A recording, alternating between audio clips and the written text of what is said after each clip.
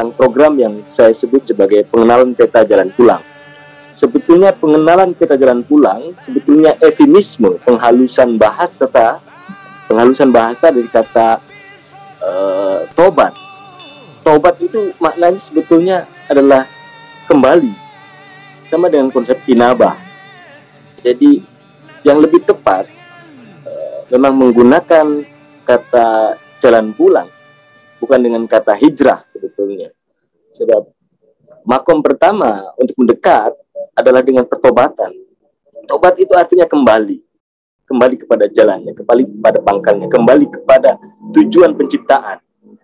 Karena itu dengan program pengenalan peta jalan pulang ini, saya berusaha mendekati anak pang dan anak jalanan dengan cinta dan persahabatan. Jadi saya ingin berusaha membumikan makna-makna Islam dengan pendekatan tasawuf yang penuh persahabatan. Ada istilah dalam film Coach Fitahe dulu tuh, Pierre Duskihe. Jadi love is friendship, cinta adalah persahabatan. Ini pun yang dilakukan oleh Nabi dengan cintanya. Rasulullah SAW tidak memanggil Abu Bakar, Umar, Utsman, dan Sayyidina Ali itu dengan sebutan tilmid atau talib, tapi memanggilnya dengan sahib. Jadi sahib adalah bentuk sebuah pendekatan yang punya nilai sofistik yang tinggi sebetulnya. Ada persahabatan ruhani. Disitulah kemudian tarbiyah ruhani itu bisa dijalankan hanya dengan sebuah proses persahabatan. Stigmatisasi negatif pada yang melekat di diri anak pang dan anak jalanan, kalau pintu masuknya dengan persahabatan itu nyaris bisa hilang. Karena manusia itu kan makhluk sosial. Meskipun seorang penjahat besar sekalipun, pasti dia punya sahabat. Jadi kalau kita datang mendekat kepada anak pang yang bukan penjahat, anak pang, anak jalanan kan bukan penjahat, kita hadir sebagai sahabat, maka selesai masalah sebetulnya. Nah, ini kegalauan saya sebetulnya, mengapa saya melakukan pendekatan kepada anak pang dan anak jalanan itu dengan tasawuf, itu karena miris, karena agama terlalu bicara, terlalu melangit, masjid tidak jadi tempat bagi para pendosa untuk mengadu, masjid seolah-olah hanya menjadi tempat orang yang suci.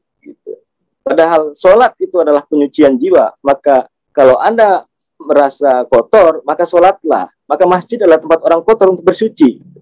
Tapi ironisnya ada salah kaprah di masyarakat kita. Ya. Seolah masjid hanya untuk orang suci. Sehingga ketika masjid meminta sumbangan di jalanan, tapi anehnya dia menolak anak jalanan menggunakan toilet masjid. Karena anggapannya hidayah datang dari karpet atau sajadah. Orang berpikir bahwa di atas sajadah hidayah itu datang. Padahal tidak. Boleh jadi dari toilet. Gitu.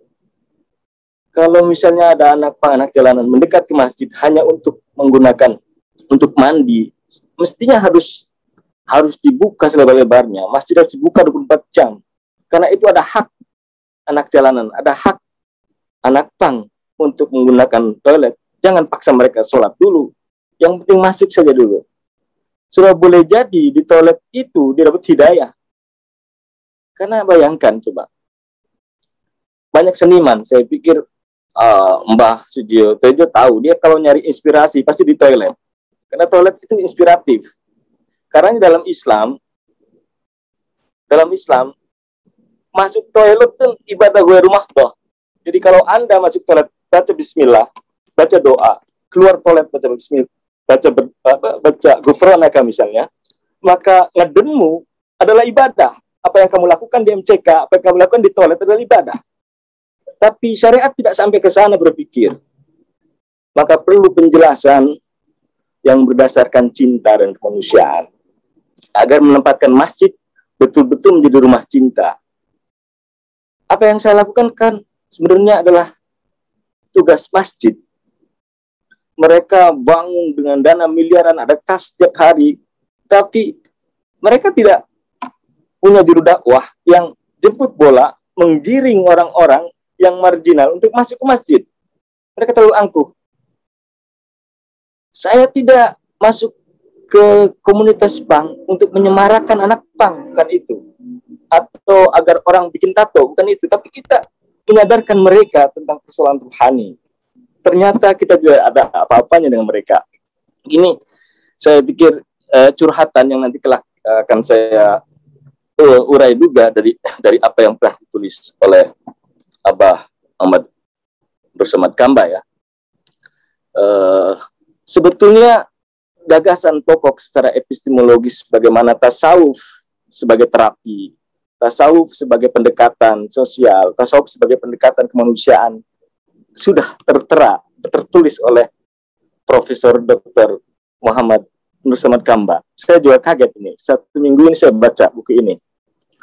Beliau dilahirkan dari embrio tasawuf secara akademik karena jurusan akidah filsafat di Al-Azhar. Kemudian beliau adalah pendiri dari jurusan ilmu tasawuf dan psikoterapi. Ya. Beliau menjadi penting karena ikut berkecimpung, mendesain bagaimana silabus dan kurikulum di jurusan ilmu tasawuf dan psikoterapi. Sebagian besar saya menggunakan konsep itu untuk mendekati mereka. Misalnya, pendekatan kita udah persahabatan, lalu saya menggunakan pendekatan tasawuf. Lalu tasawuf yang bagaimana, yang bisa tercerna, yang bisa merangkul mereka. Saya gunakan dengan program pengenalan peta jalan pulang. Jalan pulang kepada Allah dan jalan pulang kepada keluarga. Jalan pulang kepada Allah, kita latih bagaimana mereka sadar bahwa dirinya adalah hamba yang harus kembali kepada Tuhan, harus menyembah, harus mempunyai cinta kasih yang selama ini dia tidak dapatkan. Atau dia tidak menyadarinya bahwa dia dapat cinta. Makanya ketika saya coba untuk mengenalkan tentang tasawuf ke anak pang, anak jalanan, ternyata tidak merupakan suatu hal yang sulit.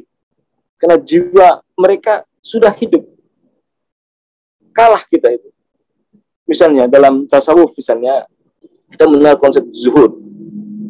Anak pang, anak jalanan itu lebih zuhud dari kita.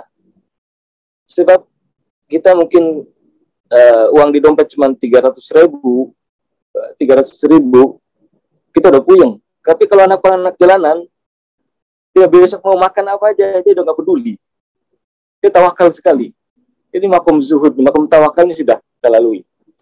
Maka ketika saya berusaha mendekati mereka dengan cinta, dengan ajaran tasawuf, mudah sekali. Karena hati mereka itu pink, meskipun muka mereka menyeramkan.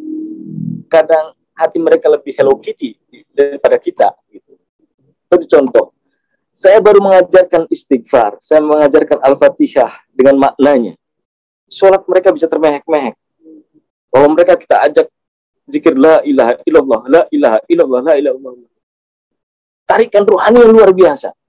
Bukan ustadznya yang hebat, tapi mereka, gairah pertobatan mereka itu menjadi energi yang besar. Banyak sekali jamaah saya yang ingin mendapatkan tarikan yang luar biasa, mereka ikut sholat dan zikir bersama anak pang dan jalan yang saya bina. Karena memang berbeda. Kita bisa sholat khusyuk kalau dikejar-kejar debt kolektor. Tapi kalau anak pang, dia punya segudang penderitaan. Sehingga ketika sholat, ya udah khusyuk. Tinggal melalui penderitaan mana yang dia ingat. Dia khusyuk sholatnya. Ya, kita kalah kadang. Lalu, kita hanya belajar tasawuf, hanya lil ghidha'il aql. Ini yang dikritik juga oleh Profesor Nursamad Kamba. Selama yang terjebak pada pemahaman yang keliru dan terlalu formalistik. Ya. Kadang bicara tasawuf sebagai ilmu saja. Lalu dengan perbedaan antara tasawuf falsafi atau tasawuf sunni. Tasawuf hanya untuk konsumsi makan siang akal kita saja, tetapi tidak bertorikoh, tidak melakukan suluk. Nah, apa yang diperkenalkan oleh Abah Nur Samad Kamba itu betul-betul sebuah hasil perenungan yang secara akademik punya pertanggungjawaban ilmiah yang luar biasa pada saat yang sama Islam dan pelaku tasawuf. Ini yang kalau mungkin bisa saya perpendek dengan kalimat salak, suluk, dan salik. Salik itu kan pejalan. Lalu jalan yang dilalui adalah suluk. Lalu yang dimakan adalah salak. Jadi Prof. Nur Samad Kamba ini sudah melakukan perjalanan meniti jalan suluk, lalu dia juga sudah memakan buah salak. Dan hari ini kita bicara tentang ini salaknya. Ini salaknya. Inilah buah dari perjalanan. Ini adalah buah dari diskusi dan dialog sosial kemanusiaan. Ini adalah dialog ruhani antara budaya gitu. Jadi Prof. Abah kita ini Prof. Muhammad Nur Samad Kamba ini berhasil menjelaskan secara ilmiah tentang sejarah yang membuat saya terbelalak itu dengan penjelasan ungkapan beliau yang mengutip tentang makna tasawuf dari Prof. Abdul Hamid Mahmud yang mengisyaratkan bahwa di masa awal Rasulullah, masa kenabian, justru tadi seperti yang diungkap oleh Pak Haidar Bagir, ada kelompok yang disebut Hunafa itu mereka yang sebetulnya menyelami atau mendalami atau mengamalkan ajaran Nabi Ibrahim, Nabi Isa sebelum Nabi Muhammad. Dan ini sangat logis.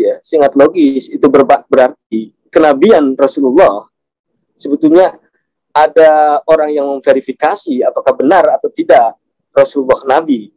Ini kan harus ada tim, mungkin ya. Ada tim verifikasi, oh ya itu benar Nabi. Makanya tercatat seperti misalnya Siti Khadijah, kemudian misalnya Warakah seorang pendeta yang di masa Warakah terus Zaid ibnu Amr ibnu Nufail itu membenarkan bahwa Rasulullah itu menerima wahyu bahwa Nabi Muhammad SAW adalah Nabi. Itu kan berarti bukan orang sembarangan. Kalau dia bukan pengamal Hunafa, pengamal Sufi di masa itu, pasti tidak ada kenabian yang kita ketahui sekarang. Dan memang bagi saya pun mengalami sendiri bahwa ketika menyebut tasawuf underground dengan jalan dakwah di media sosial dan kemudian kepada anak jalanan, selalu persoalan apakah tasawuf ini ada atau tidak, sah atau tidak absah, apakah ini bagian dari ajaran Islam atau tidak, ini memang persoalan dan kita akan kelelahan menjawab itu.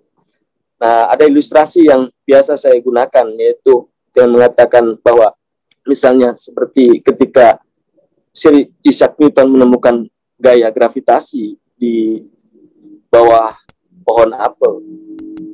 Padahal ini bukan berarti bahwa gaya gravitasi itu baru ada sejak pertama kali ditemukan oleh Isaac Newton. Gaya gravitasi ada itu sejak penciptaan alam. Nah, sama dengan tasawuf sebagai suatu ilmu. Tidak mungkin kemudian ia merupakan barang baru. Tasawufnya sudah ada, tapi belum dinamai. Gitu. Lalu ada beberapa hal yang menggelitik juga ketika Prof. Nur Samad Kamba ini menjelaskan tentang makom dalam tasawuf. Jadi ini memang buku rujukan bagi mereka yang belajar tasawuf secara akademik, mereka yang menjalankan suluk ma'iyah khususnya, lalu mereka juga yang memang pengen mendalami pijakan epistemologis tasawuf sebagai ilmu, tasawuf sebagai laku hidup, tasawuf sebagai ideologi, tasawuf sebagai jalan kebenaran. Saya pikir ini buku yang sangat cerdas untuk diketahui. Persoalan makom misalnya, saya biasa men-share kalimat-kalimat hikmah dari Syekh Ibnu Athaillah dalam Al-Hikam atau Sirrul Asrar karya Syekh Abdul Qadir Jilani atau beberapa bait dari bagian dari Ihya Zikir Maut atau mungkin dari Fathur Rabbani Syabul Badilani. Seringkali orang meledek, ini Halim Ambia ini sudah makomnya belum bicara tasawuf gitu. Seolah makom dipahami oleh mereka adalah seperti tangga gitu. Ini kesalahan fatal. Mereka yang biasanya melihat tasawuf itu barang baru atau tasawuf itu terlalu ketat dengan makom-makomnya, ini padahal kan mereka nggak tahu terminologi makom itu sendiri dan bisa terbolak-balik antara makom dan akhwal misalnya. Seperti pertanyaan yang menggelitik itu tadi, apakah Halim Ambia itu sudah makomnya sufi bicara tasawuf pada anak fang gitu. Lalu apa aja yang diajarkan tasawuf, model apa yang diajarkan anak fang? Ini sebetulnya karena mereka tidak tahu tasawuf secara epistemologis ini. Misalnya begini, saya mau jelaskan. Makom itu bukan tangga ke atas. Tangga level yang harus ke atas. Sudah pertama makom tobat, sobo, sabar, makom tawakal, makom ridho, makom mahabbah. Itu bukan suatu tingkatan ke atas. Makom itu station. Sekali lagi saya katakan makom itu station, tempat persinggahan. Jadi gak mungkin ketika misalkan, oh kamu belum makomnya, kamu makom mahabbah belum itu. Ya sama ilustrasinya. Gak mungkin kita tidur di makom. Gak mungkin kita tidur itu di station, di stasiun. Jadi ini karena mempelajari tasawuf hanya dengan akal, tapi bukan dengan laku suluk. Gitu. Meskipun kita sampai mahabbah, tetap kita harus ada pertobatan. Meskipun kita ada di makom ridho, kita tetap harus melakukan pertobatan. Kita bisa tidak. Meskipun kita sudah mahabbah kepada Allah, tetap kita harus bersyariat. Ini karena ia adalah station, hanya persinggahan. Ilustrasinya begini, misalnya kita mau jalan ke Surabaya. Dulu saya sering naik kereta api. Dulu itu kan orang boleh berjualan di kereta api, sehingga kita bisa membeli berbagai macam makanan, minuman, atau berbagai jenis makanan itu di kereta api. Saya ilustrasikan definisi makom dan akhwal secara mudah. Misalnya begini, kita dari Jakarta mau ke Jogja. Kita tentu harus ikut dari stasiun Gambir, nanti kita berhenti di stasiun Cirebon, kita berhenti di stasiun Bumiayu, kita berhenti di stasiun Purwokerto, kita berhenti di stasiun Jogja, demikian seterusnya. Nah, kita ilustrasikan makom pertama yang kita masuki dari Jakarta, misalnya Gambir. Gambir ini taubat. Cirebon ini ridho. Bumiayu ini makomnya makom tawakal. Purwokerto makom mahabbah. Jogja mungkin udah ma'rifat ya, makomnya seperti itu. Kita berjalan dari Gambir. Kita perbuatan, kita lihat, oh suasana Gambir ini Jakarta begini, kita stasiunnya ada di atas, kita ini akhwal. Kita menyaksikan orang Jakarta mau ke Jogja, asalnya dari Wonogiri, asalnya dari Cilacap, asalnya dari Jogja. Apa yang kita saksikan, apa yang kita alami, ini akhwal.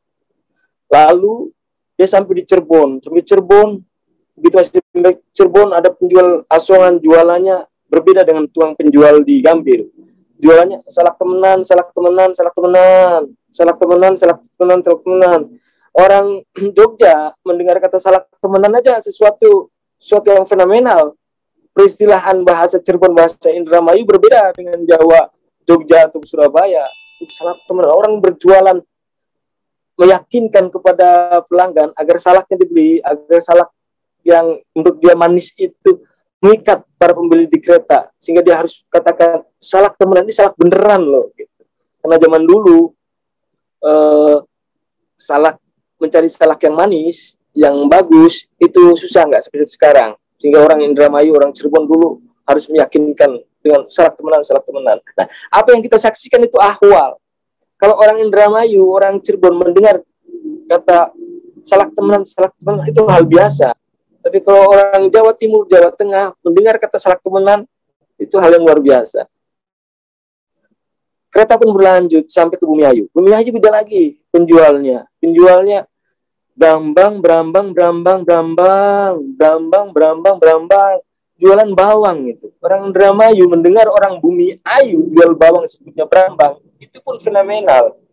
merasakan sesuatu yang berbeda. Apalagi stasiunnya, depan stasiunnya banyak orang jualannya beda-beda. Lalu alam di Bumi Ayu berbeda, hawanya dingin, bisa melihat terasering, gunung selamat bisa kelihatan, bebatuan di sungai yang begitu banyak. Ini ahwal. Sampai Purwokerto beda lagi, klanting. Mendoan. Iramanya udah beda, pengalamannya beda. Ini ahwal. Apalagi sampai Jogja, suasananya pun beda lagi. Ketenangannya beda lagi. Musiknya beda lagi, pakaiannya beda. Sampai skripnya jadi berbeda. Maka makom dan ahwal ini harus dibedakan dulu. Sementara nih orang baru pertama kali belajar tasawuf dengan sesuatu yang dipusingkan dengan urusan makom dan ahwal. Ngapain pusing-pusing itu? Kita sholat benar, kita sholat khusyuk, kita berusaha mendalami secara batiniah. Bacaan-bacaan dalam sholat itu sudah tasawuf. Bahkan kita tidak usah pakai kata tasawuf pun sudah tasawuf kalau kita mau belajar ilmu batin. Begitu. Nah, Prof. Nur Samad Kamba lagi-lagi punya sebuah rumusan yang sangat luar biasa. Beliau profesor, beliau mempelajari secara akademik, beliau adalah penyelam, beliau adalah mursyid. Asik duduk manis bersama Ma'iyah di sana dengan jamaah yang begitu tergoda dengan tasawuf. Dia bisa menjelaskan persoalan tasawuf dengan begitu ilmiah, dengan begitu tepat, racikan resep yang hebat. Karena ini sebagai panduan suluk bagi Ma'iyah, saya pikir sudah sangat tepat. Ditulis oleh pakarnya, seorang penyelam yang pernah menyelami makom dan ahwal yang luar biasa. Kalau nggak makrifat, orang nggak mungkin tulus, Pak. Nggak mungkin tulus orang-orang yang nggak makrifat. Nggak mungkin tulus orang yang nggak memiliki mahabbah, nggak mungkin. In kuntum tuhibbunallaha fattabi'uni. Jadi cintai Allah dulu baru ikuti Rasul. Kalau kamu mengikuti Rasul, tidak mencintai Allah percuma.